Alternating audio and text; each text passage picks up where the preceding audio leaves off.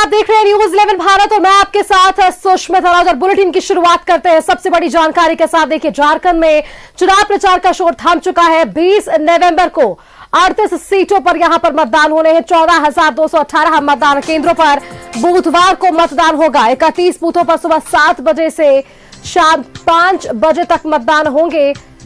23 नवंबर को मतगणना होगी और अब वो वक्त जब शोर थम चुका है। अब प्रत्याशी डोर टू डोर जाकर कैंपेन करते हुए नजर आएंगे। ये पूरी विधानसभा की रण हमने देखी। पहले 43 और अब 38 विधानसभा सीटों के लिए इन तमाम दिग्गजों का दौरा एक के बाद एक झारखंड की धरती पर हुआ। और ऐसे में खुद प्रधानमंत्री नरेंद्र मोदी के भी कई कार्यक्रम यहां पर आयोजित किए गए। आज भी आप देखिए, जब अंतिम दौर था तो कई दिग्गज चेहरे हमें नजर आए हैं। बीजेपी की तरफ से, एलजेपीआर की तरफ से, वहीं INDI के खाते से भी कई दिग्गजों के चेहरे आज हमें देखने को मिले हैं झारखंड की धरती पर, क्योंकि ये तमाम राजनीतिक दल कोई कसर नहीं छोड़ना चाहते आगामी विधानसभा चुनाव में जीत हासिल करने को लेकर। 38 सीट, और ये 38 सीट महत्वपूर्ण इसलिए क्योंकि देखिए, इन सीटों में बरहेट विधानसभा भी आता है, जहां से मुख्यमंत्री हेमंत सोरेन भी है। ये एक बड़ा फैक्टर। दूसरी तरफ आप बीजेपी के प्रदेश अध्यक्ष बाबूलाल मरांडी के गढ़ की सीट की बात कर ले, यानी कि राजहलवार की सीट। कई दिग्गजों की जो साख है इस बार दांव पर है। चर्चित विधानसभा सीटों के लिए मतगणना 23 नवंबर को हो जाएगी, जब चीजें स्पष्ट हो पाएंगी। 2 चरणों में झारखंड के चुनाव संपन्न होने हैं। 81 विधानसभा सीटों के लिए पहले चरण का मतदान संपन्न हो चुका है 13 नवंबर को। 43 विधानसभा सीटों के लिए मतदान संपन्न हुआ शांतिपूर्ण तरीके से। चुनाव आयोग ने अपनी पूरी तैयारियां कर रखी थी और अब बारी है 38 विधानसभा सीटों के लिए, जब 20 नवंबर को यहां पर मतदान होते हुए नजर आएंगे। सीएम, पूर्व सीएम, मंत्री, स्पीकर समेत ऐसे 528 प्रत्याशी चुनावी मैदान में होने वाले हैं। जिनकी किस्मत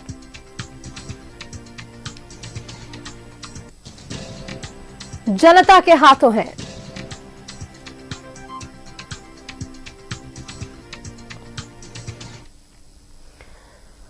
तमाम विधानसभा क्षेत्रों का हाल हमने जाना, वहां के जनता के बीच न्यूज 11 भारत पहुंचा और उनसे राय जानने की हमने पूरे विधानसभा चुनाव के दौरान कोशिश की और उनके मुद्दों को समझने की कोशिश की है। ऐसे में हमारे तमाम संवाददाता अलग अलग विधानसभा क्षेत्र से हमारे साथ लगातार जुड़ते रहे और वहां की जनता के मिजाज को टटोलने की जरूर हमने कोशिश की है। सबसे पहले आपको लिए चलते हैं देवघर, जहां से हमारी संवाददाता रुचि शर्मा जुड़ रही है। उनसे जानने की कोशिश करते हैं। रुचि, 81 विधानसभा का रण था। 43 के लिए जो हमें मतदान देखना था वो संपन्न हो चुका है। अब बारी है इन 38 विधानसभा सीटों की। और देवघर विशेष की बात करें तो यहां आप जनता के बीच गए, मुद्दों को आपने समझा। क्या कुछ लग रहा है, किस तरीके से जनता इस बार अपने मत का प्रयोग करती हुई नजर आ पाएगी देवघर विधानसभा सीट की बात करें तो?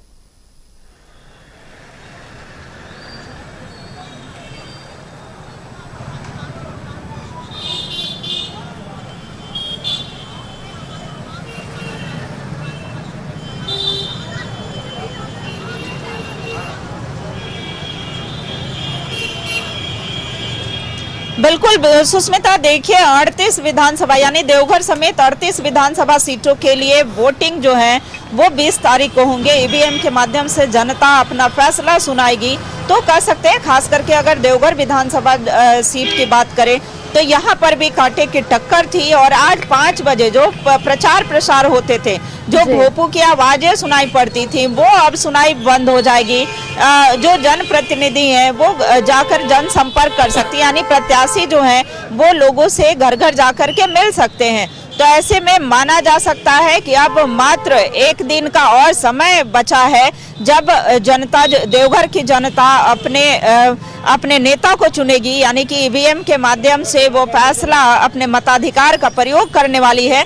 देखिए, अगर आज धुआंधार चुनाव प्रचार प्रसार की बात की जाए, चूंकि आज 5 बजे तक ही प्रचार प्रसार होना था, योगी आदित्यनाथ की सभा यहाँ पर हुई थी, तो कई बड़े दिग्गज का जो दौरा है वो यहाँ पर हुआ है, चुनावी सभाएं हुई हैं और देखिए कई बड़े नेताओं की प्रतिष्ठा भी दांव पर है, साख भी दांव पर है और कई ज्वलंत मुद्दों को लेकर के और जो प्रत्याशी हैं वो चुनावी मैदान में हैं। तो ऐसे में माना जा सकता है कि एक तरफ बीजेपी का कहना है, एनडीए का कहना है कि डबल इंजन की सरकार बनाएंगे तभी समग्र विकास हो सकता है, तभी संपूर्ण विकास हो सकता है, अन्यथा केंद्र सरकार भले ही कितनी भी योजनाएं चला रही हो यहाँ ग्राउंड तक नहीं पहुंच पाएंगी। तो ऐसे में देखिए एक तरफ दावे की जा रहे हैं, दूसरी तरफ इंडी गठबंधन अलग दावे कर रही है। तो देखिए देवघर विधानसभा का भी रण काफी रोचक हो गया है और इस रोचक रण में देखने वाली बात होगी कि नारायण दास और दूसरी तरफ आरजेडी के जो प्रत्याशी हैं उनके बीच मुकाबला है, उनके बीच कड़ी टक्कर है। और देखिए बीजेपी का ये कहना भी है कि जैसे ही अगर हमारी सरकार यानी कि जब जनता हमारे ऊपर भरोसा जताएगी तो हम पंच प्रण को पूरा करेंगे। पंच प्रण के साथ साथ 150 संकल्प के ऐसे बिंदु हैं जिन्हें हम पूरा करने का कार्य करेंगे। जो युवाओं की समस्या रही है, युवाओं को रोजगार देने का कार्य करेंगे, महिलाओं को सम्मान देने का कार्य करेंगे, गोगो दीदी योजना के तहत उन्हें लाभ पहुंचाएंगे और बेरोजगारी भत्ता देने का कार्य करेंगे। तो कई ऐसे संकल्प के बिंदु हैं जिसे पूरा करने का कार्य जो है ये दावा किया जा रहा है कि यहाँ से किया जाएगा। कैसे जल जंगल जमीन की रक्षा हो सके ये भी हम करने वाले हैं। देखिए झारखंड राज्य, एक तरफ एनडीए यह कहती है, तत्कालीन प्रधानमंत्री जब अटल बिहारी वाजपेयी थे तब जाकर के झारखंड राज्य का अलग निर्माण हुआ था और उसके बाद झारखंड को जब हमने बनाया है तो झारखंड को बचाएंगे भी। बिल्कुल रुचि, तो मंच से कई दावे वादे हमें सुनाई दिए हैं, वो चाहे एनडीए खेमे की बात हो या आईएनडीआईए के खेमे की बात हो। आपने देखा होगा लगातार ये तमाम मंच पर राजनीतिक दल के जो दिग्गज है वो तमाम चीजों को साझा करते हुए नजर आते हैं। अलग अलग विधानसभा क्षेत्रों की राय हम जरूर जान रहे हैं। एक बार हम नाला विधानसभा का रुख कर लेते हैं जहां से हमारे एग्जीक्यूटिव एडिटर अभिषेक सिन्हा हमारे साथ जुड़ रहे हैं। अभिषेक का रुख करते हैं और उनसे जानने की कोशिश करते हैं। अभिषेक, इससे पहले भी आप जनता के बीच थे, यहां आपने मुद्दों को समझा, इससे पहले भी कई विधानसभा क्षेत्रों के दौरे पर आप थे, वहां के लोगों के मिजाज आप टटोलने की कोशिश कर रहे थे। फिलहाल देखिए चुनाव प्रचार का शोर थम चुका है, दूसरे चरण के लिए भी अब मतदान होना है 20 तारीख को। आपने क्या कुछ समझ पाया अभिषेक अब तक में, जो राजनीतिक दलों की तरफ से मुद्दे बताए जा रहे हैं और जो स्थानीय लोगों के बीच मुद्दे हैं, क्या वो एक है? क्या जनहित पर बात हो रही है अभिषेक? सुष्मिता, बड़ा रोचक है दंगल जी। ये दंगल जो दूसरे फेज का दंगल है 20 नवंबर को बहुत रोचक हो गया। मैं गिरिडीह गया, मैं देवघर गया, देवघर के बाद दुमका गया, दुमका से नाला आया, जरमुंडी गया, कई विधानसभा क्षेत्रों का दौरा किया। आप यकीन नहीं करेंगे कि जो सबसे बड़ा मुद्दा उभर कर आया है वो मुद्दा युवाओं से जुड़ा मुद्दा है, रोजगार से जुड़ा मुद्दा है। आक्रोश में है युवा आक्रोशित हैं, इंसाफ मांग रहे हैं। ये साफ कर रहे हैं कि आप एक तो नौकरी नहीं दे रहे, रोजगार नहीं मिला, कहीं 5 लाख के वादे हैं, कहीं करोड़ों के वादे हैं, लेकिन रोजगार युवाओं तक नहीं पहुंच पाया। बेरोजगारी भत्ता 5,000 रुपया स्नातक को, 7,000 रुपया जो पोस्ट ग्रेजुएट है उनको, ये भी नहीं मिल पाया युवाओं को। और उसके बाद परीक्षा में जिस तरीके से जेएसएससी सीजीएल की परीक्षाएं लीक हुई, अन्य पेपर लीक हुए, सीट बेची गई, इनको लेकर युवाओं में भारी आक्रोश है। सुष्मिता, हर जगह के युवा मेरे कैमरे पर आकर, माइक पर आकर रिक्वेस्ट किया उन लोगों ने। 1-1 घंटे बाद तक मैं उनके साथ बैठा और इस आक्रोश को आप देखिएगा। मैं जहां तक समझ पा रहा हूं, संथाल को आईएनडीआईए गठबंधन का कह लीजिए एक अभेद्य किला माना जाता है, लेकिन संथाल की राजनीति कहीं ना कहीं हिलती डुलती नजर आ रही है, परिवर्तित होती नजर आ रही है। मैया सम्मान योजना की अगर बात करें, मैया सम्मान योजना निश्चित तौर पर धरातल पर उतरी है, लोगों को पैसे मिले हैं, लेकिन उन युवाओं का और उनकी माताओं से जब हम लोग मुलाकात कर रहे हैं तो उनकी माएँ पूछ रही हैं कि एक बात बताइए कि मेरे बेटे के पास नौकरी नहीं है और हमको आप 2500 रुपया, 2100 रुपया, 1000 रुपया दे रहे हैं, क्या उससे मेरा घर चल जाएगा? जवाब हमारे पास नहीं है। और वो बेटा कह रहा है कि अगर 12,000 की नौकरी सर 10,000 की नौकरी मिल जाएगी तो हम अपने घर में अपनी माँ को अच्छा चावल खिला सकते हैं। हमको फ्री का चावल नहीं चाहिए, हमको बिजली माफी नहीं चाहिए, हमको रोजगार चाहिए। माताएं कह रही हैं कि मेरे बेटे के लिए रोजगार लाइए, बहन कह रही है मेरे बेटे मेरे भाई को रोजगार दीजिए। सरकारों ने दावा किया है, हर बार विधानसभा चुनाव से पहले सरकारों का दावा रहा है कि युवाओं के लिए हम ये करेंगे, वो करेंगे, आसमान के तारे तोड़ कर ले आएंगे, लेकिन सपने टूटे हैं तो सिर्फ युवाओं के टूटे हैं। और झारखंड की धरती पर इस बार का दंगल युवाओं का दंगल है। अभी जब मैं नाला विधानसभा क्षेत्र में था, कई सारे मुद्दे सामने आए। एक विश्वजीत करके एक युवक था यहाँ पर, उसने बहुत बड़ी बात कही। उसने कहा कि कई सालों से प्रयास कर रहा हूं, अब मेरे बाल काले से सफेद हो गए।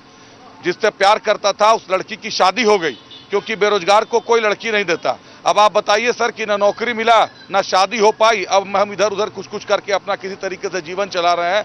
माताजी को पैसा मिलेगा, मेरा घर कैसे चलेगा? तो इन सवालों के जवाब तो सत्ता को तलाशने होंगे।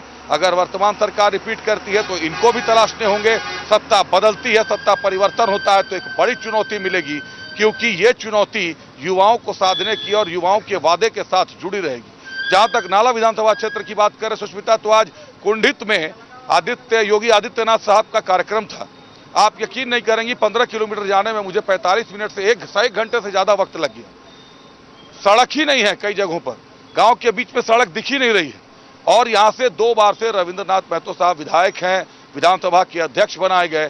क्षेत्र में अगर विकास नहीं होगा तो लोग मतदान किस आधार पर करेंगे, ये बड़ा सवाल यहाँ की जनता के सामने है, नाला की जनता के सामने है। नाला को अपना जनादेश सुनाना है। आपको एक बात और बताता हूँ, 2,42,000 के करीब यहाँ वोटर हैं और वोटिंग परसेंटेज बहुत हाई रहता है। 70%, 80% यहाँ का वोटिंग परसेंटेज रहता है। इस बार जो अनुमान लगाए जा रहे हैं, जितने लोगों से मैं मिला, इनका कहना है कि 2 लाख से ऊपर वोटिंग होगा। मतलब करीब करीब 80% से 90% के बीच में नाला में वोटिंग होना है। अब इसको आप एंटी इनकम्बेंसी कहेंगे या सत्ता पक्ष के फेवर में वोटिंग कहेंगे, क्योंकि राजनीतिक विशेषज्ञ ये मान रहे हैं कि जहां बम्पर वोटिंग हो रही है वहां सरकार के लिए सत्ता पक्ष के तरफ से वोटिंग होती है, सरकार के साथ होती है। लेकिन जनता जो विपक्ष में होती है, मतदान करने तो वो भी जाती है, वोटिंग का प्रतिशत तो उनका भी जुड़ता है। तो आंकड़े कुल मिला के दिलचस्प होने वाले हैं। आने वाला दंगल रोमांचक होने वाला सुष्मिता 20 तारीख को, 20 नवंबर को। रोमांचक तो जरूर होगा, क्योंकि आप देख रहे हैं अलग अलग विधानसभा क्षेत्रों के लिए कोई कसर नहीं छोड़ना चाहती है तमाम राजनीतिक पार्टी। एक बार राकेश का रुख कर लेते हैं। राकेश, इस वक्त आप कौन से विधानसभा क्षेत्र में मौजूद हैं और उस विधानसभा क्षेत्र की विशेषता तो आप बताइएगा। इस सवाल का भी जवाब दीजिएगा राकेश, क्योंकि देखिए विधानसभा चुनाव की जब से तारीखों की घोषणा हुई थी उस वक्त से तमाम दिग्गजों का लगातार दौरा तय किया गया। वो चाहे हम बीजेपी या एनडीए खेमे से बात कर ले या INDIA के खेमे से बात कर ले, इन दिग्गजों के आने से बहुत सारे नारे जरूर बुलंद हुए। एक तरफ ना सहेंगे ना कहेंगे, बदल कर रहेंगे, ये तमाम नारे हमें इस बार विधानसभा चुनाव में जरूर नजर आ रहे हैं। इसका क्या बड़ा असर आने वाले विधानसभा चुनाव के परिणाम में हमें देखने को मिलेगा राकेश? देखिए सुष्मिता, मैं फिलहाल दुमका में हूं और दुमका हमेशा से ही हॉट सीट माना जाता रहा है झारखंड की पॉलिटिक्स के लिहाज से। अगर हम बात करें, दुमका ने राज्य को कई मुख्यमंत्री दिया। यहां से गुरुजी मुख्यमंत्री बने, हेमंत सोरेन मुख्यमंत्री बने, बाबूलाल मरांडी मुख्यमंत्री बने। तो दुमका राजनीति के लिहाज से सबसे हॉट सीट माना जाता है और पूरे संथाल का एक केंद्र बिंदु आप दुमका कह सकते हैं। और संथाल को साधने में बीजेपी ने पूरी ताकत झोंकी, इंडिया अलायंस ने भी पूरी ताकत झोंकी, क्योंकि देखिए सत्ता तक पहुंचने का जो रास्ता है सुष्मिता, वो संथाल से होकर ही गुजरता है। तो यही वजह है कि दोनों खेमे ने पूरी ताकत यहां झोंकी। इंडिया अलायंस के सामने चुनौती इस बात को लेकर रही कि पिछला जो उनका ट्रैक रिकॉर्ड था 2019 का, उसको इस बार कैसे सस्टेन किया जाए, ये चुनौती उनके समक्ष रही।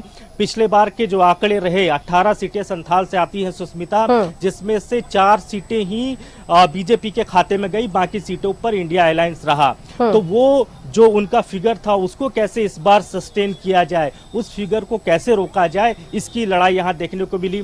दूसरी तरफ बीजेपी की कोशिश ये थी कि कोल्हान में जिस तरीके से उन्होंने कमल खिलाने की कोशिश की, तो उनका एक दूसरा जो स्टेप रहा वो संथाल को लेकर रहा। और संथाल में घुसपैठ को लेकर जिस तरीके से बीजेपी ने आवाज बुलंद की, लगातार बीजेपी के तमाम बड़े चेहरे, चाहे प्रधानमंत्री हो, गृह मंत्री हो, योगी आदित्यनाथ हो, शिवराज सिंह चौहान हो, कई राज्यों के दूसरे राज्यों के मुख्यमंत्री हों, तो ये तमाम जो बड़े दिग्गज आए, इस चीजों को बहुत प्रमुखता से उन्होंने उठाने की कोशिश।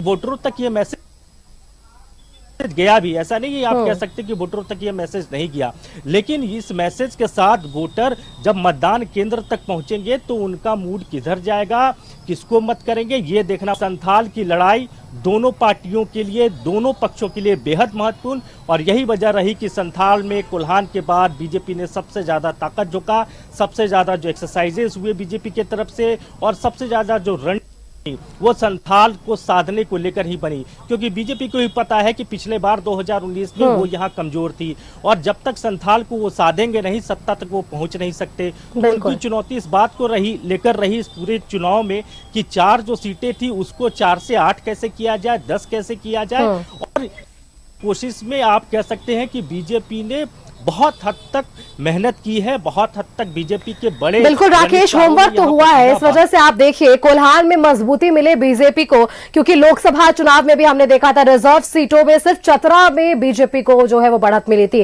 कोल्हान संथाल की हम बात कर रहे हैं, रिजर्व सीटों की अगर हम बात करें तो बीजेपी कहीं ना कहीं वहां कमजोर नजर आई थी लोकसभा चुनाव में। विधानसभा चुनाव में इसे लेकर पूरी होमवर्क हमें नजर आई। अभिषेक सिन्हा से इसका जवाब ले लेते हैं। अभिषेक देखिए सही कह रहे हैं राकेश कि अगर झारखंड की सत्ता की चाबी चाहिए तो कोल्हान और उसके बाद संथाल की चाबी आपके हाथों होनी चाहिए। संथाल का समीकरण समझा रहे थे राकेश, 18 सीट, पिछले 2019 में सिर्फ 4 सीटें बीजेपी के खाते में थी। इस बार कोल्हान पर सबसे पहले काम किया गया बीजेपी की तरफ से और उसके बाद संथाल पे काम किया गया, ताकि कहीं ना कहीं जो आंकड़े बीजेपी ने इस बार अंक गणित स्थापित किए हैं उसे हासिल किया जा सके आगामी विधानसभा चुनाव में।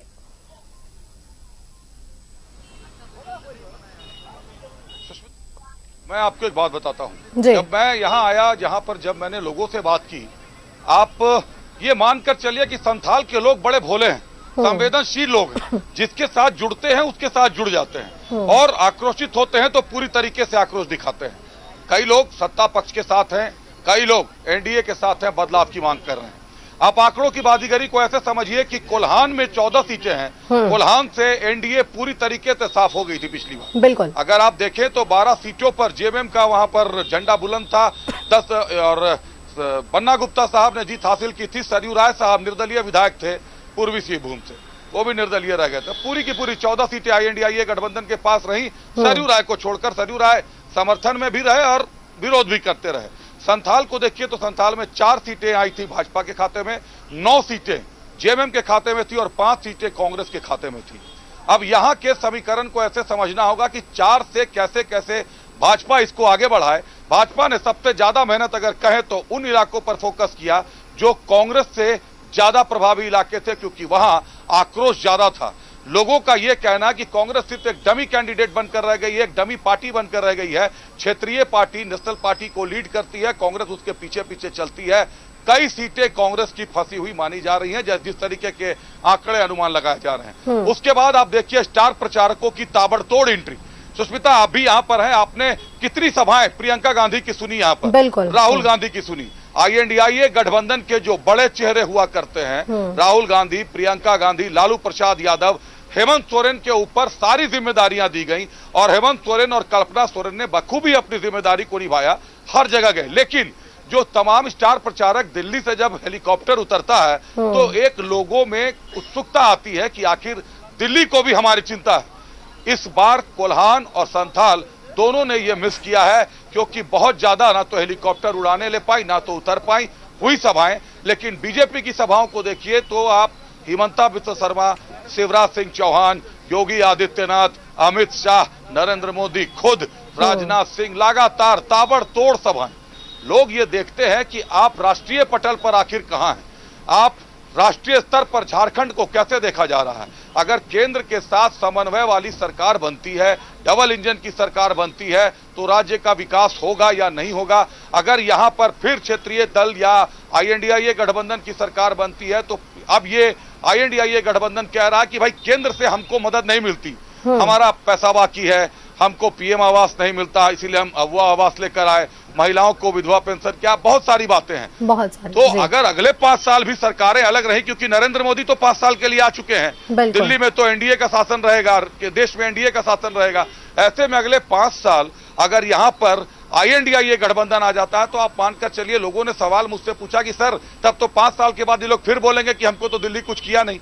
तो ये बड़ा सवाल है ना कि भाई विकास तो रुक जाएगा, फिर आप फिर कहेंगे कि भाई हमको दिल्ली से मदद नहीं मिल रही है, हम आवास नहीं दे सकते, मेरे पास इतना है, मेरा इतना पैसा बकाया, कई सारी बातें होंगी, लेकिन विकास तो अवरुद्ध हो जाएगा। तो संथाल की जनता तक इस बार बड़े स्टार प्रचारक, अगर आप दुमका के रण को देख लें तो सुनील सोरेन को सधा हुआ आप कह सकती हैं कि दुमका में छोटी सरकार है, बसंत साहब लड़ रहे हैं, बसंत सोरेन, सुनील सोरेन भी सोरेन परिवार है, सोरेन का टकराव है, पूर्व सांसद हैं, वर्तमान विधायक हैं बसंत सोरेन। लेकिन सुनील सोरेन को लोकसभा से हटाकर विधानसभा में लाने के पीछे बीजेपी की कुछ तो स्ट्रैटेजी होगी।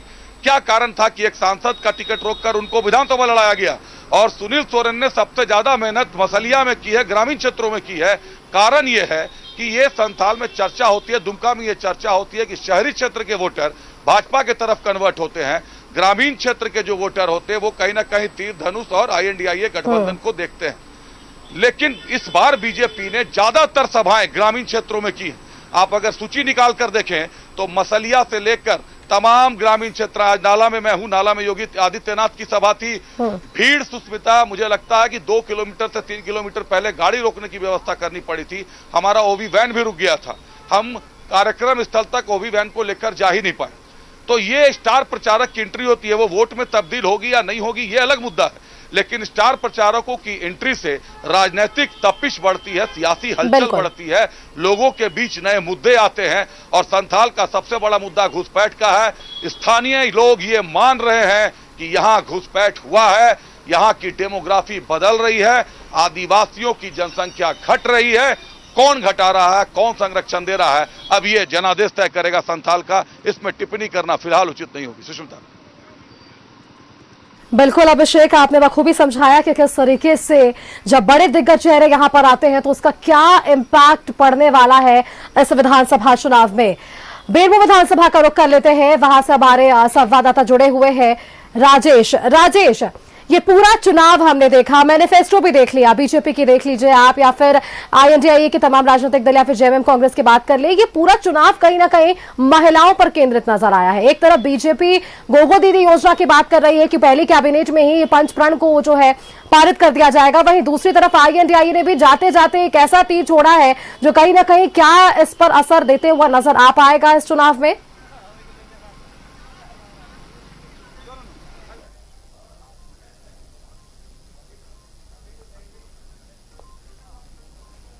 बेरमो से वहाँ भी कवरेज करने के लिए गया था और मैंने गोमिया, मांडू और रामगढ़ विधानसभा क्षेत्र का भी कवर किया। मैं फिलहाल जो है रामगढ़ कॉलेज में हूँ और यहाँ पर जो मतदान कर्मी हैं उनके लिए यहाँ पर देखिए तैयारी चल रही है, पुलिस वाहन और तमाम तैयारी हो रही है।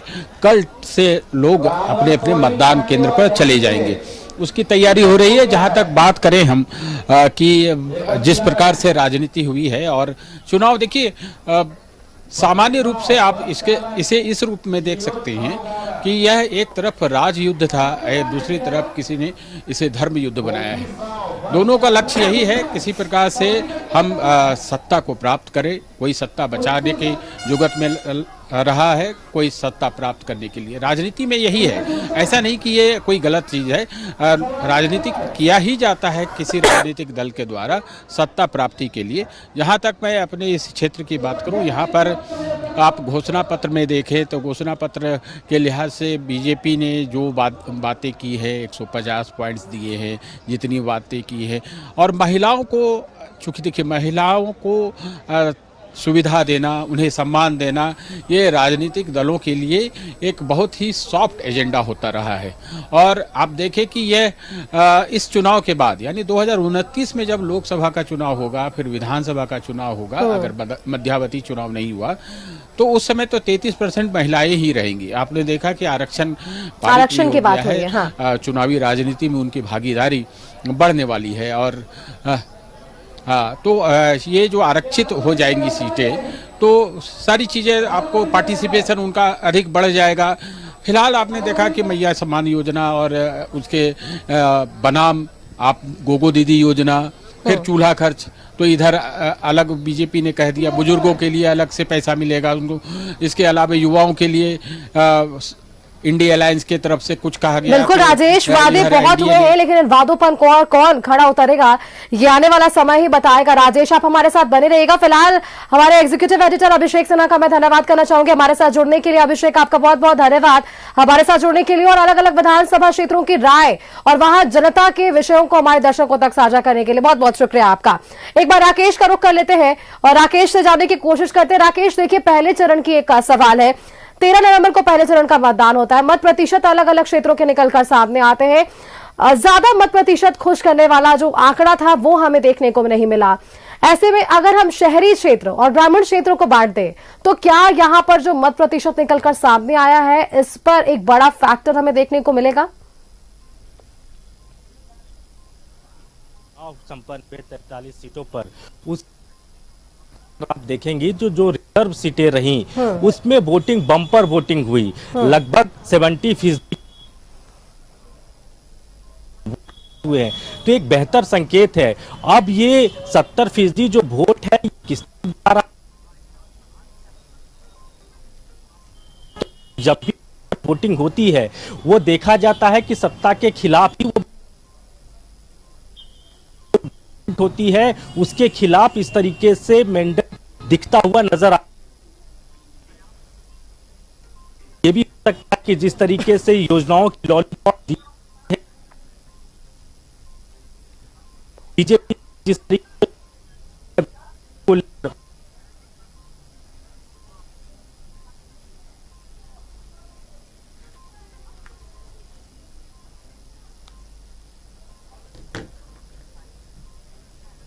उत्साहित है और एनडीए भी बहुत उत्साहित है।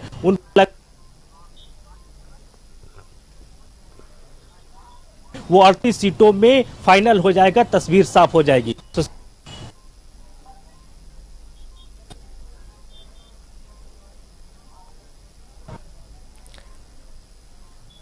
बिल्कुल राकेश, आपकी आवाज हम तक सही तौर पर नहीं पहुंच पा रही है, लेकिन आपने जो जानकारियां दी है उससे मैं ये जरूर समझ पा रही हूं कि बम्पर वोटिंग जिन क्षेत्रों में हुई है वहां कहीं ना कहीं परिणाम जो है वो किस पक्ष में सामने आएगा वो हम 23 नवंबर को देखेंगे। राकेश, एक बार राजेश का रुख कर लेते हैं। राजेश, देखिए अलग अलग विधानसभा क्षेत्रों में आप भी गए होंगे, शहरी क्षेत्र और ग्रामीण क्षेत्र की हम बात कर रहे हैं, मत प्रतिशत की यहां पर बात कर रहे हैं। जाहिर तौर पर विषय भी दोनों क्षेत्रों में अलग होते हैं। शहरी क्षेत्रों में लोग रोजगार की बात करते हैं, यहां पर आप देखिए विकास के पैमाना बिल्कुल अलग होता है, और ग्रामीण क्षेत्रों के आप देख लीजिए वहां अब भी लोग सड़क, स्वास्थ्य, शिक्षा की बात करते हुए नजर आएंगे। तो कैसे शहरी क्षेत्र और ग्रामीण क्षेत्रों को लेकर ये तमाम राजनीतिक पार्टियों ने अपने दांव पेच पूरे लगाए हैं और जनता तक इनका क्या मैसेज पहुंच पाया है इस विधानसभा चुनाव को लेकर? देखिए, जहाँ तक मैं विभिन्न विधानसभा क्षेत्रों का भ्रमण किया, लोगों से बात भी की, ग्रामीण क्षेत्रों के लोगों का यानी मतदाताओं का जो विचार है, उनका कहना है कि क्षेत्र में जो विकास करेगा उसे वो वोट डालेंगे। शहरी क्षेत्रों में होता क्या है कि साधन संपन्न लोग होते हैं, और जिस प्रकार से आपने देखा कि 13 तारीख को जब मतदान हुआ उसमें पिछले यानी 2019 की तुलना में 3.25% की वृद्धि हुई है। ऐसा नहीं कि वृद्धि नहीं हुई, हाँ शहरी क्षेत्रों में जरूर इतनी कम प्रतिशत नहीं होने चाहिए थे। जहाँ तक रांची की बात कर ले, हम जमशेदपुर की बात कर ले, लेकिन अभी भी बहुत सारे शहर हैं जैसे बोकारो है, धनबाद है, ऐसे शहर बाकी हैं जहां पर वोटिंग होगी। मुझे लगता है कि कुछ उस समय लोग पर्व त्योहार के मूड में लोग चले गए थे, और ऐसे भी शहरी क्षेत्र के लोग जो है थोड़ा कहें कि लेजी अप्रोच रखते हैं वोटिंग के लिए। आप ये भी नहीं कह सकती हैं कि उन्होंने वोट डाला नहीं। बहुत सारा पोस्टल बैलेट भी बहुत लोग जो ड्यूटी करने जाते हैं वो पोस्टल बैलेट का इस्तेमाल करते हैं। ग्रामीण क्षेत्रों के जो लोग थे वो बड़े ही जागरूक दिखे। मैं चतरा गया था, ग्रामीण वो जो कभी नक्सल प्रभावित इलाका होता था, लंबी लंबी लाइन जो है महिलाओं की, पुरुष की लगी हुई है, 1.5-2 घंटे से इंतजार हो रहा है वोटिंग करने का। उन्हें ये पता है कि हमें वोट करना है, और उन्हें किसी न किसी विचारधारा से वो प्रभावित जरूर थी, चाहे महिलाएं हों या पुरुष हों या युवा हों। सभी लोगों का कहना था हम वोट जरूर डालेंगे, और वोट डालने के लिए वो सजग भी थे। लेकिन उनका अपना एक आधार होता है कि किस दल ने कैसा काम किया। और जहाँ तक मेरा ऑब्जर्वेशन है कि जो वर्तमान विधानसभा का चुनाव हुआ, इतना रोचक विधानसभा चुनाव मैंने कभी नहीं देखा। झारखंड में 2005 से चुनाव हो रहा है, चूँकि 2000 में जब चुनाव हुआ था तो संयुक्त बिहार में हुआ था, उसके बाद झारखंड का बंटवारा हो गया था। 2005 में पहली बार विधानसभा का चुनाव हुआ था, उसके बाद ये 5वीं विधानसभा के लिए चुनाव है। और आप इतना रोचक मुकाबला हमने कभी नहीं देखा था। और लोग भी कहते, जो राजनीतिक विश्लेषक हैं, कहते हैं कि तमाम मुद्दे इस चुनाव में हावी रहे, चाहे महिला से जुड़े हों, युवा से जुड़े हों, या आप देखें कि बांग्लादेशी घुसपैठिया जैसा एजेंडा जो है धर्म से जुड़ा हुआ, सनातन धर्म से जुड़ा हुआ, बीजेपी के लिए बहुत ही हॉट इशूज रहा। लोगों को ये इशूज भी बहुत प्रभावित किया है। वहीं कुछ ये भी बात है कि जो हमारे जो सोशल इंजीनियरिंग होती है, जिसे हम कटु शब्दों में यह कह सकते हैं, जातीय जो समीकरण होता है, वो भी कहीं न कहीं इस चुनाव में हावी रहा है और देखने को मिला है।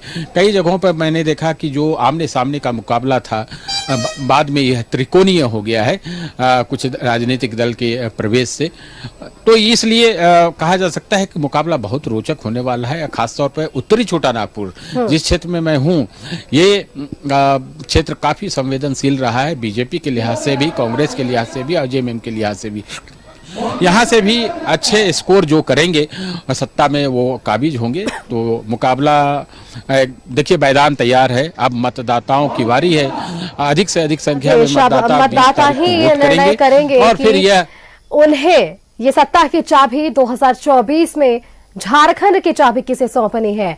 राजेश, बहुत बहुत धन्यवाद आपका हमारे साथ जुड़ने के लिए। राकेश, आपका भी बहुत बहुत शुक्रिया हमारे साथ जुड़ने के लिए। इन तमाम विधानसभा क्षेत्रों के विषयों पर हमारे साथ चर्चा आगे बढ़ाने के लिए, जनता के रायों को हमारे सामने रखने के लिए, राजनीतिक समीकरण क्या बन रहा है, ये तमाम जानकारियां भी हमने अपने दर्शकों तक पहुंचाई है। फिलहाल अब सारी चीजें जनता के हाथों में है। अब जनता ही अपने मत का प्रयोग कर परिणाम किसके पक्ष में लाएगी, ये देखने वाली बात हो।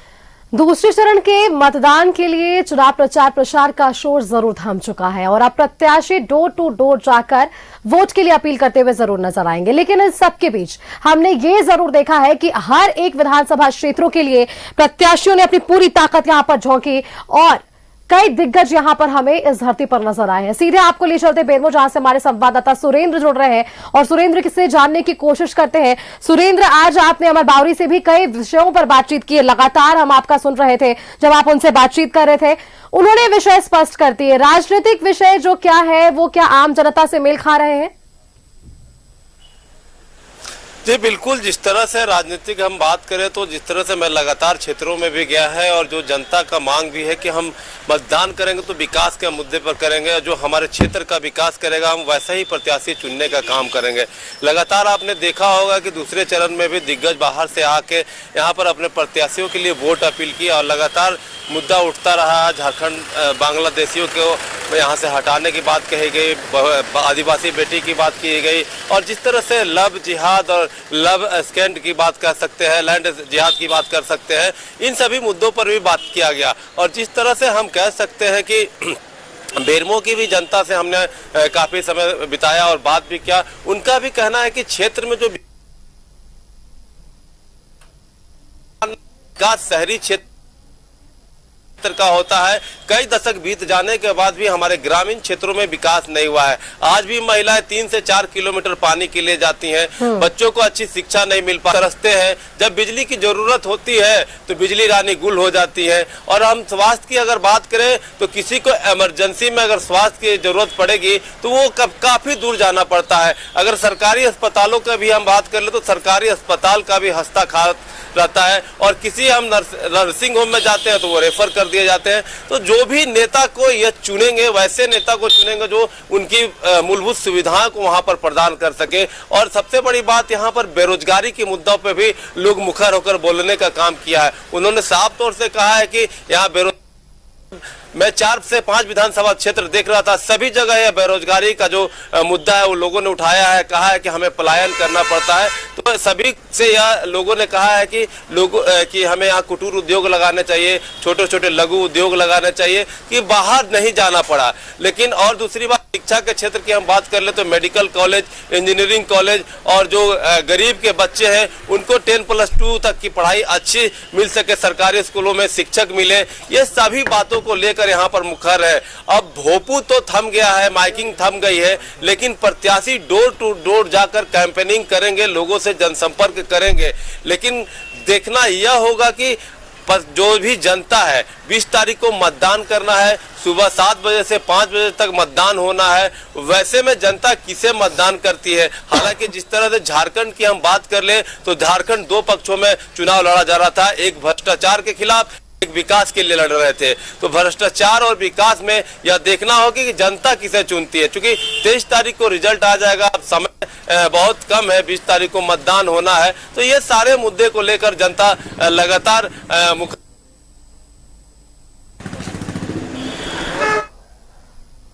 बिल्कुल सुरेंद्र, अब जनता किस पर अपना विश्वास जताती है ये आने वाला वक्त बताएगा, क्योंकि 23 नवंबर को परिणाम ये स्पष्ट करेगा कि जिन विषयों को लेकर राजनीतिक दल जनता के बीच गए, क्या उन विषयों को जनता समझ पाई, क्या जनता के हित में बात हुई है, यानी कि जनहित में बात हुई है इस विधानसभा चुनाव में, ये सारी चीजें स्पष्ट हो पाएगी। बने रहिएगा आप सुरेंद्र हमारे साथ। गिरिडीह का रुख कर लेते हैं, वहां से हमारे संवाददाता शाहनवाज हमारे साथ जुड़े हुए हैं। शाहनवाज से भी बातचीत करते हैं। शाहनवाज, गिरिडीह विधानसभा क्षेत्र को आप कितना समझ पाए इतने दिनों के दौरे को लेकर? वहां जनता की राय क्या कुछ है विधानसभा चुनाव को लेकर? और इसके साथ ही क्योंकि आपने निरंजन राय से भी बातचीत की है, महत्वपूर्ण सीट है धनवार सीट, वहां से उन्होंने अपना समर्थन दे दिया है बाबूलाल मरांडी जी को, तो एक समीकरण क्या अब वापस से ये पलड़ा भारी बीजेपी की तरफ है? इन दोनों सवालों का जवाब दीजिएगा शाहनवाज। देखिए, मुद्दे यहाँ पर भी वही हैं जो झारखंड के मुद्दे हैं। पलायन का मुद्दा है, यहाँ पर बेरोजगारी का मुद्दा है। बहुत सारी इंडस्ट्रीज होने के बावजूद भी यहाँ के जो नौजवान है वो बेरोजगार है। कंजेशन बहुत ज़्यादा है। गिरिडीह की बात करें तो गिरिडीह बहुत फनेल शेप्ड शहर है, बहुत ज़्यादा विकसित शहर नहीं है। अभी रात में सड़कें बनती हुई मैंने देखी हैं, सड़कों की बड़ी दुर्गति है, ड्रेनेज नहीं है। जो एक शहर का एक खूबसूरत रूप होना चाहिए उसके लिए गिरिडीह तरस रहा है। और देहात के इलाकों की भी बात करें तो वहाँ भी विकास, पानी की कमी, ये जैसी चीज़ें यहाँ पर मैंने देखी हैं। अगर हम बात कर लें विशेष रूप से धनवार की, क्योंकि यहाँ पर जो है 2 बहुत ही हाई प्रोफाइल सीटें हैं, गांडे और धनवार थे। और उस चुनाव लड़ने के दौरान जितना भी प्रयास हो सकता था उनकी पार्टी ने उनके लिए किया, और सबसे बड़ा प्रयास था निरंजन राय को अपने पक्ष में लाने का प्रयास। तो कल परसों की कवायद है ये, उसके बाद कल फिर निरंजन राय के समर्थक वहां जो करीब 70 किलोमीटर दूर है, निरंजन राय के समर्थकों से राय मशवरा हुआ और तमाम लोगों ने अपना निरंजन दिया कि आप फैसला किया है, हम आपके साथ चलने को तैयार हैं। उस सभा में बाबूलाल मरांडी भी थे। अब रहा सवाल कि निरंजन राय जो अपने दम पर जीत दर्ज करने की कगार पर पहुंच गए थे, उनके समर्थक, बहुत सारे जो अधिकांश समर्थक हैं, वो चाहते थे कि अच्छा होता कि उनका प्रतिनिधि विधायक बन जाता।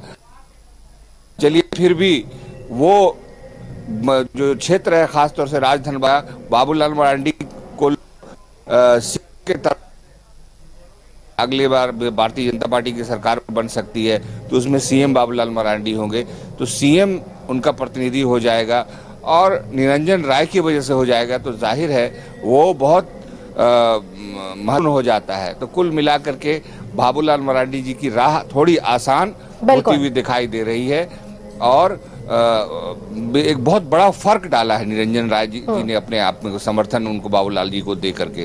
तो कुल मिलाकर के चुनाव प्रचार का शोर थम गया।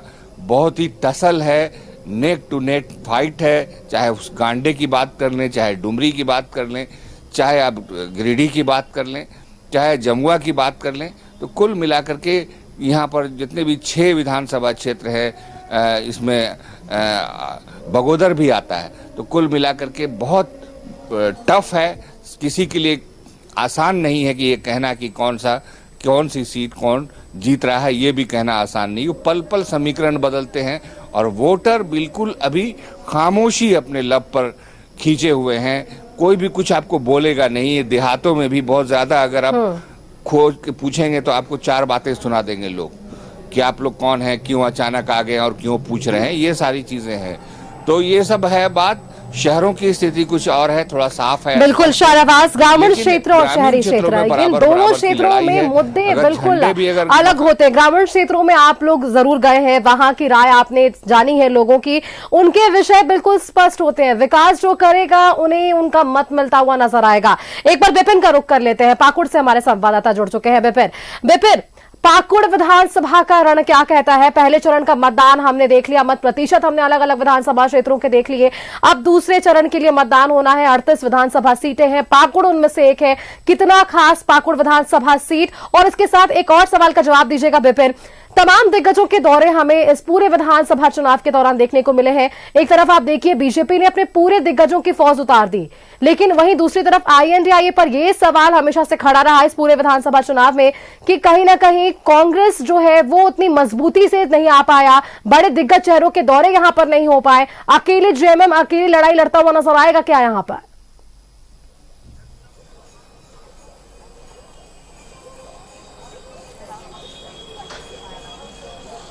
जी देखिए, आपके दूसरी सवाल के जवाब से ही मैं अपनी बातों को शुरू करता हूं कि कांग्रेस का बड़ा चेहरा नहीं आया, ये गलत आरोप यहां पर कांग्रेस के ऊपर लग रहा है।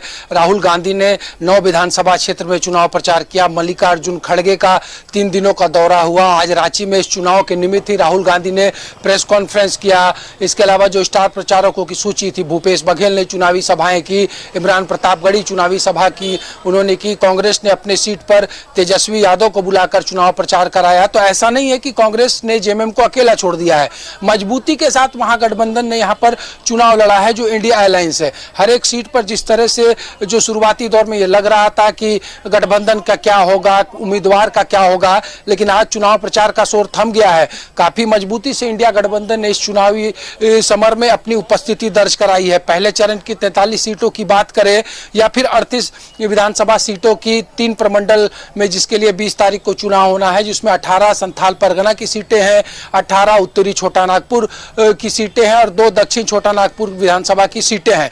तो 20 तारीख को मतदान होना है। चुनावी शोर, चुनावी भोंपू पूरी तरह से थम गया है।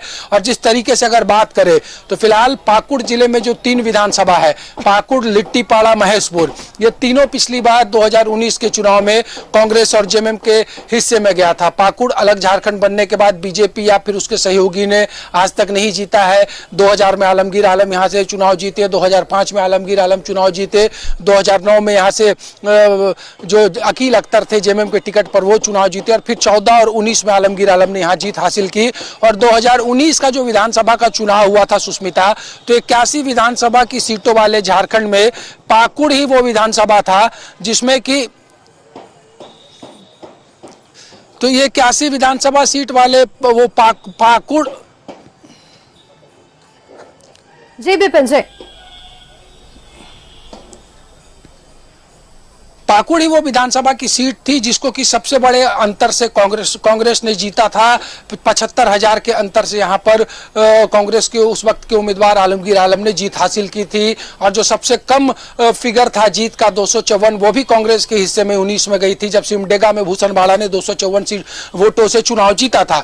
बात महेशपुर की करें तो महेशपुर में स्टीफन मरांडी लगातार चुनाव जीत रहे हैं। 2014 से 2019 में उन्होंने सीट बदलकर यहाँ पर किस्मत आजमाया और दोनों बार महेशपुर ने उनको अपना प्यार दिया। पिछली बार 38,000 से महेशपुर में स्टीफन मरांडी ने जीत हासिल की थी, जो इस राज्य के डिप्टी CM रह चुके हैं। बात लिट्टीपाड़ा की करें तो लिट्टीपाड़ा आज तक JMM हारा नहीं है। जब से लिट्टीपाड़ा विधानसभा का अस्तित्व आया है, झारखंड मुक्ति मोर्चा ने यहाँ हार का मुंह नहीं देखा है और बीजेपी आज तक यहाँ जीत नहीं पाई है। तो संथाल परगना की कई ऐसी सीटें हैं जहां बीजेपी आज भी जीत का खाता खोलना चाहती है। 5वीं बार झारखंड विधानसभा के चुनाव हो रहे हैं राज्य गठन के बाद, और ऐसे में इन सीटों में चाहे हम बात लिट्टीपाड़ा की करें, बरहेट के करें, इसके अलावा महेशपुर जो लगातार इधर स्टीफन मरांडी जीत रहे हैं उसकी बात करें, बरहेट में लगातार JMM को जीत मिलता रहा है। तो ऐसे वो सीटें हैं शिकारी पाड़ा उनमें से एक सीट है जहां पर जेएमएम लगातार 7 बार से चुनाव जीत रहा है एकीकृत बिहार के समय से। तो काफी दिलचस्प ये मुकाबला है और ये जो अंतिम चरण की लड़ाई जो संथाल परगना प्रमंडल की है, इसमें इंडिया गठबंधन बहुत ज्यादा संभावनाएं तलाश कर रहा है। पिछले बार के चुनाव परिणाम को भी आप देखें तो इंडिया अलायंस को इस कमिश्नरी से बम्पर जीत हासिल हुई थी और इस बार भी इंडिया गठबंधन संथाल परगना से बहुत ज्यादा उम्मीदें लगाए बैठा है। और उसी तरीके से चुनाव प्रचार में अपनी बातों को भी रखा गया। कई तरह के मुद्दे उठाए गए संथाल परगना में बाहर से आए हुए नेताओं के द्वारा, लेकिन स्थानीय स्तर पर उन तरह के मुद्दे बहुत ज्यादा यहाँ गूंजते नजर नहीं आए हैं। बिल्कुल विपिन, देखिए चुनाव है और वार पलटवार तो होगा ही। बीजेपी एक तरफ ये जरूर आरोप लगाएगी दिग्गजों का दौरा नहीं हुआ, कांग्रेस ने छोड़ दिया झारखंड को, जेएमएम पर पूरी जिम्मेदारी थोप दी। ये तमाम आरोप बीजेपी की तरफ से जरूर लगते हुए नजर आए। लेकिन दूसरी तरफ आईएनटीआई के खेमे की जो आप बात कर रहे हैं, कांग्रेस के भी दिग्गज यहां पर पहुंचे, लेकिन जो तैयारियां दोनों तमाम राजनीतिक पार्टियों की तरफ से हुई है, इसका क्या असर देखने को मिलेगा वो 23 नवंबर को ही परिणाम के दौर पर स्पष्ट हो पाएगा। विपिन, शुक्रिया फिलहाल के लिए आपका हमारे साथ जुड़ने के लिए और पाकुड़ विधानसभा के समीकरण को और साथ ही साथ अलग अलग विधानसभा क्षेत्रों की भी जानकारी हमारे दर्शकों तक साझा करने के लिए नौशाद का रुख कर लेते हैं। नौशाद हमारे साथ जुड़े हुए हैं धनबाद विधानसभा सीट से और उनसे जानने की कोशिश करते हैं। नौशाद, अलग अलग विधानसभा क्षेत्रों की हम बात कर रहे हैं, धनबाद वो हॉट सीट जहां से राज सिन्हा लगातार जीतते हुए नजर आए हैं। इस बार का समीकरण क्या कहता है धनबाद विधानसभा सीट को लेकर और जनता किसकी ताजपोशी करेगी? क्या वहां पर मुद्दे छनकर निकलकर सामने आ पाए हैं?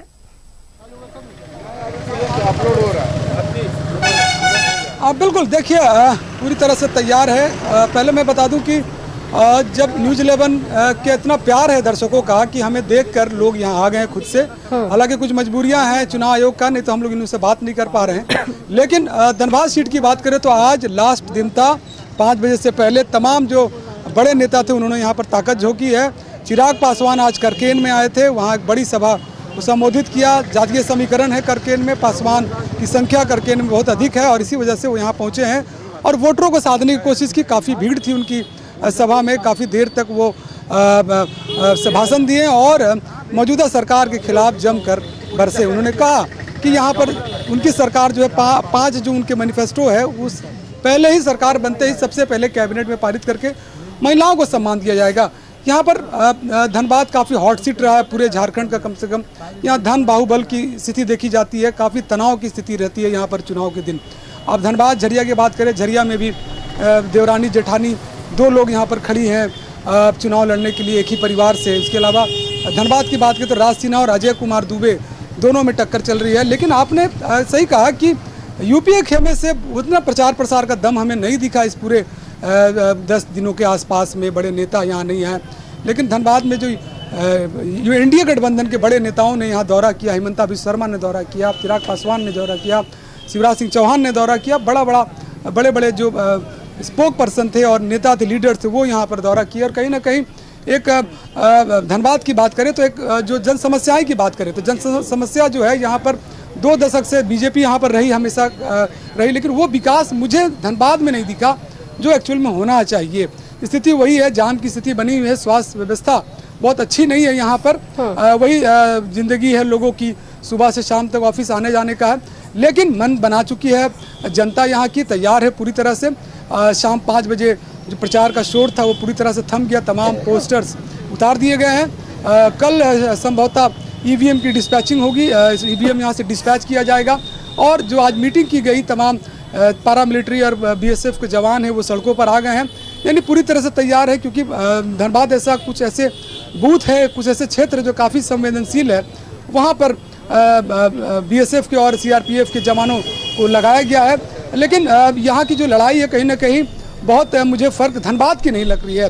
जिस तरह से भीड़ दिख रही है राज सिन्हा के शो में, उनके सभा में, वैसा अजय दुबे की शोभा मुझे नहीं देती। हाँ, झरिया की बात करें तो झरिया में लगातार दोनों का नेक टू नेक फाइट लग रहा है। जितनी गाड़ियाँ का काफिला रागिनी सिंह में है, उतनी काफिला कहीं ना कहीं पूर्णिमा सिंह के काफिले में है। और हर दूसरे दुकान, तीसरे दुकान पे पोस्टर लगे हुए हैं। और कहीं ना कहीं ये जो सबसे दिलचस्प वाली जो मुकाबले होंगे वो झरिया के ही होंगे। सिंदरी यहाँ पर है, बबलू महतो हैं यहाँ पर है, तो वो वहाँ पर भी वो भी अपना ताकत लगा रहे हैं। तो कहीं ना बिल्कुल नौशाद, देखिए कोई भी राजनीतिक दल या कोई भी प्रत्याशी कोई भी कसर नहीं छोड़ना चाहता, क्योंकि विधानसभा चुनाव का रण है और यही वो चाबी है जब आपको विधानसभा चुनाव तक जो है वो परिणाम स्पष्ट करने में मदद करेगी। और ऐसे में हम एक बार महागामा का भी रुख करेंगे, जहां से हमारे संवाददाता अजय लाल जुड़ रहे हैं। अजय लाल से एक सवाल ले लेते हैं। अजय, तमाम विधानसभा क्षेत्रों का दौरा आपने भी किया होगा। 81 विधानसभा सीटों के लिए 43 विधानसभा सीटों पर जनता ने अपना मत का प्रयोग कर लिया है। अब बारी है उन 38 विधानसभा सीटों के लिए, जिसके लिए आज भी देखिए चुनाव प्रचार का शोर जरूर थम गया है। अब प्रत्याशी जितनी ताकत झोंकनी थी उन्होंने अपनी ताकत झोंक दी है और अब बारी जनता जनार्दन की है।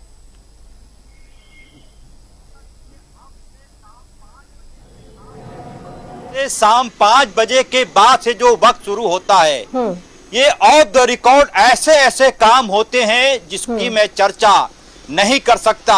आप किसी भी प्रत्याशी के घर पर चले जाइए, आपको वहां बड़ी भीड़ दिखाई पड़ेगी।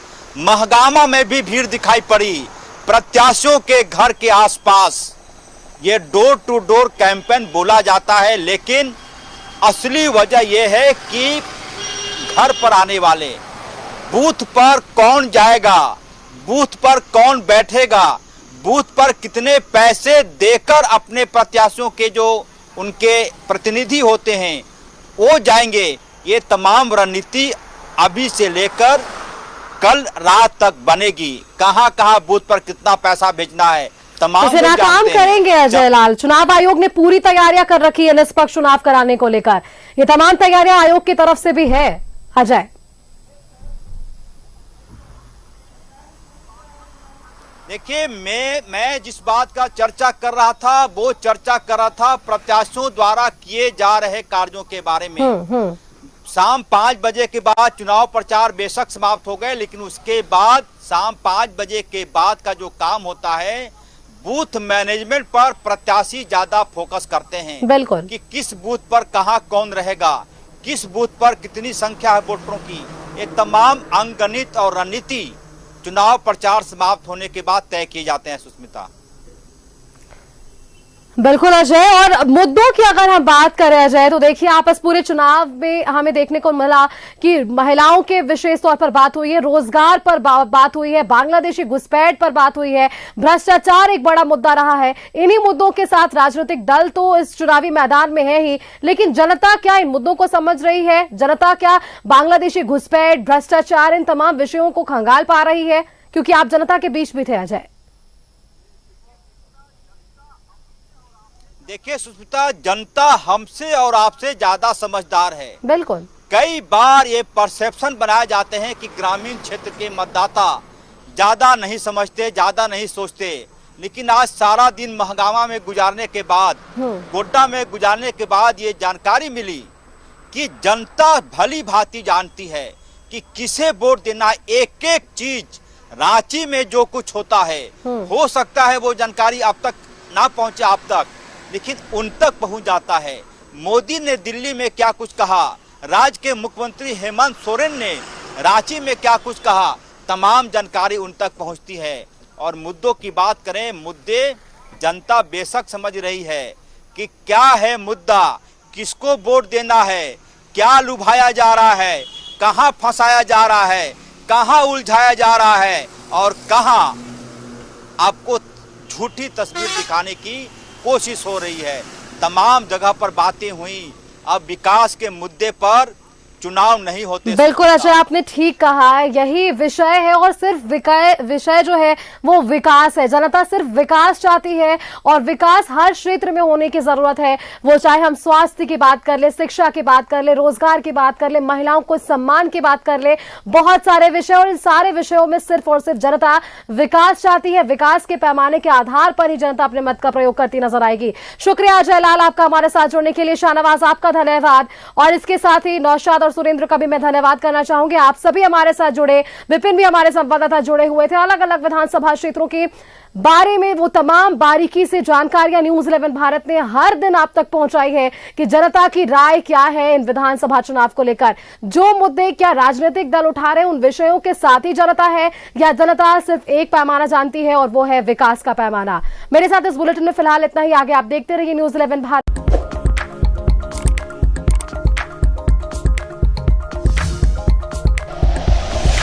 Like and share videos, subscribe करें हमारा चैनल और प्रेस करें बेल आइकॉन। News 11 भारत, सच है तो दिखेगा।